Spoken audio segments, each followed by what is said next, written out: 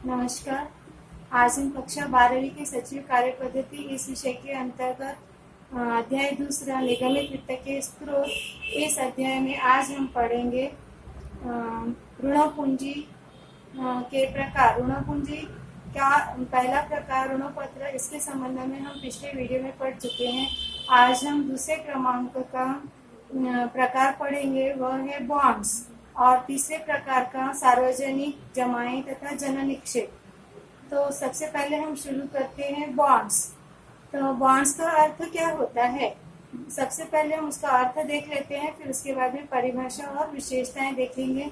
तो अर्थ, उसका पहले अर्थ देखते हैं। बंध पत्र भी कहा जाता है बॉन्ड्स को।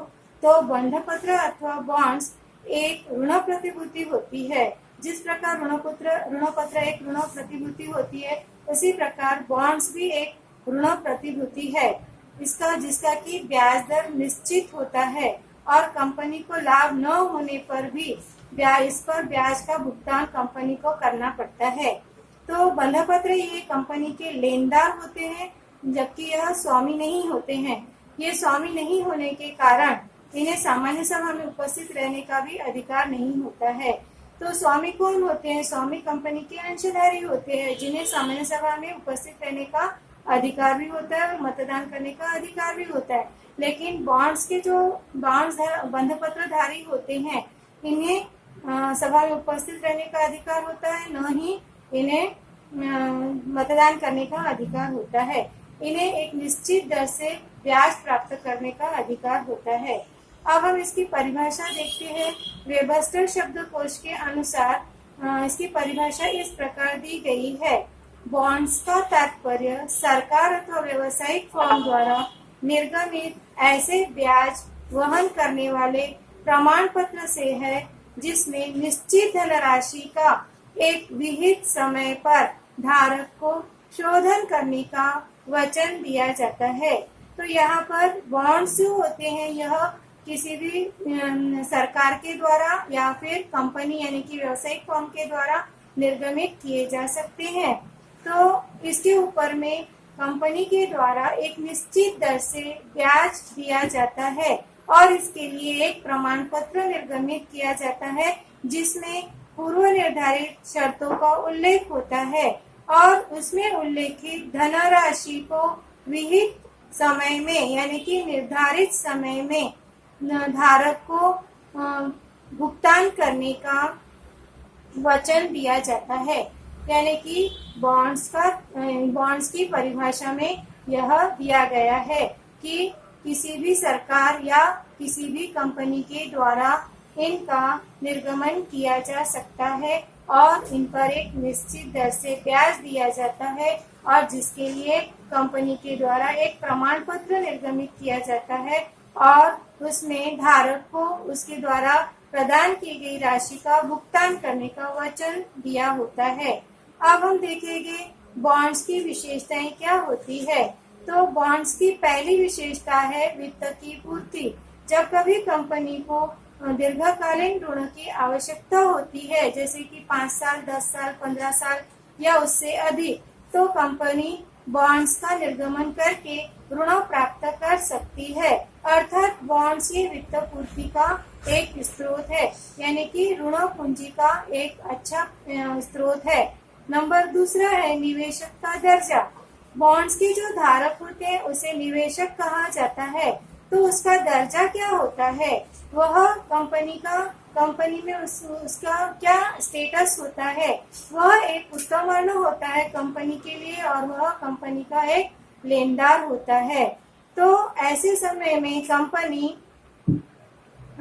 कंपनी के द्वारा जब बॉन्ड्स निर्गमित किए जाते हैं, तो निवेशक को न ही मतदान का अधिकार होता है और न ही सामान्य सभा में उपस्थित रहने का अधिकार होता है, अर्थात उसका दर्जा एक उत्तम वर्ण जैसा होता है। नंबर 3, बंध पत्र का प्रतिफल।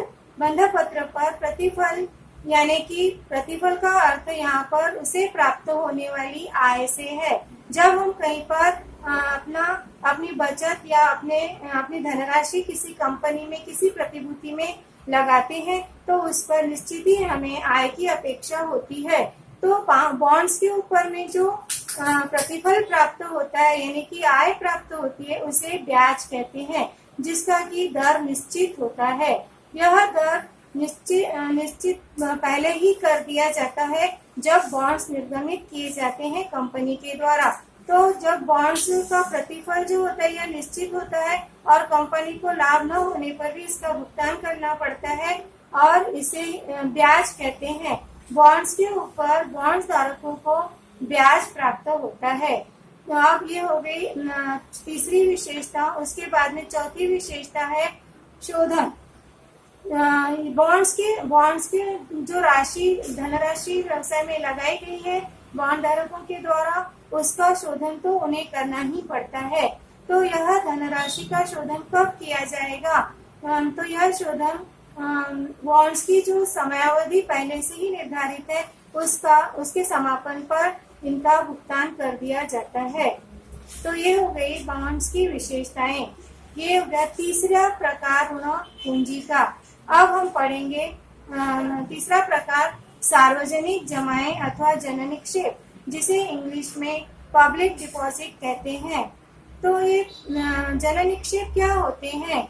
ये जननिक्षेप कंपनी के लिए अल्पकालीन ऋण होते हैं। जब कभी कंपनी को अल्पकालीन ऋण की आवश्यकता होती है तो सार्वजनिक जमाओं को निर्गमन करके कंपनी यह ऋण प्राप्त कर सकती है। अल्पकालीन ऋण का अर्थ क्या होता है? अल्पकालीन ऋण यह 6 माह से 36 माह की अवधि के लिए होता है। तो 36 माह यानी कि 3 वर्ष, 6 माह से लेकर 3 वर्ष की अवधि के लिए ये निर्गमित किए जाते हैं। ये जिन्हें सार्वजनिक जमा या जननिक्षेप कहते हैं। इसमें सार्वजनिक जनता को कंपनी के द्वारा अपनी बचतों का विनियोग करने के लिए आमंत्रित किया जाता है। इसके लिए कंपनी के द्वारा जमा रसीद निर्गमित की जाती है। जिस प्रकार हम बैंक में फिक्स डिपॉजिट रखते हैं उसी प्रकार हम यहाँ पर कंपनी के द्वारा आमंत्रित किए जाने पर हम सार्वजनिक जमा या जननिक्षेप के रूप में वही फिक्स डिपॉजिट जैसा ही हम कंपनी में पैसा जमा कर सकते हैं।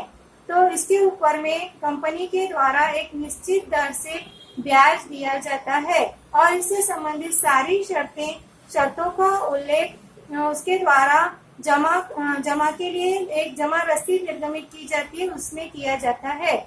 तो ये शर्तें जो होती है उसमें सभी उसके ऊपर में भुगतान की जाने वाली ब्याज की दर और उसकी अवधि इत्यादि का उल्लेख होता है। तो ये एक प्रकार की असुरक्षित प्रतिभूतियां होती है, क्योंकि इसके लिए कंपनी के द्वारा कोई भी संपत्ति गिरवी नहीं रखी जाती है। तो इसके लिए जो निवेशक होते हैं उनकी जोखिम बढ़ जाती है। जोखिम बढ़ने का अर्थ यहाँ पर यह है कि उसका पैसा डूब भी सकता है, लेकिन इसके साथ एक फायदा भी होता है निवेशकों को। इनको मार्केट में जो दर चल रही है ब्याज की, जैसे बैंक का जो दर होता है ब्याज दर होता है, उससे कहीं अधिक ब्याज यह कंपनी के द्वारा प्रदान किया जाता है, जिससे कि निवेशक इसकी ओर आकर्षित होते हैं। ये हो गया सार्वजनिक जमा या जननिक्षेप का अर्थ। अब हम देखेंगे उसकी परिभाषा क्या है। तो इस सार्वजनिक निक्षेप या जननिक्षेप, इसकी परिभाषा में इस बात का उल्लेख किया गया है कि कौन कौन सी जमाएं सार्वजनिक जमा या जननिक्षेप में सम्मिलित नहीं की जाती है। तो कंपनी जमा स्वीकृति नियम 2014 के अनुसार परिभाषा इस प्रकार की गई है। जमा का अर्थ ऐसे वित्त प्राप्ति से है जो जमा अथवा ऋण के रूप में होती है, जबकि जमा में निम्नलिखित शामिल नहीं किए जाते हैं। नंबर 1 केंद्र तथा राज्य सरकार द्वारा प्राप्त राशि, नंबर 2 बैंकिंग कंपनी द्वारा प्राप्त राशि और नंबर 3 विदेशी सरकार या अंतर्राष्ट्रीय बैंकों के द्वारा प्राप्त राशि।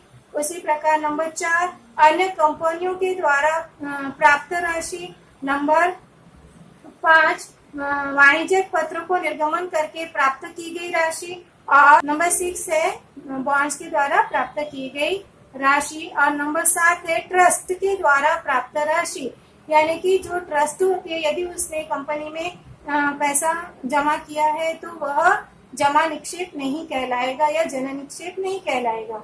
नंबर 8 है आंशिक ऋणपत्रों के द्वारा प्राप्त की गई राशि।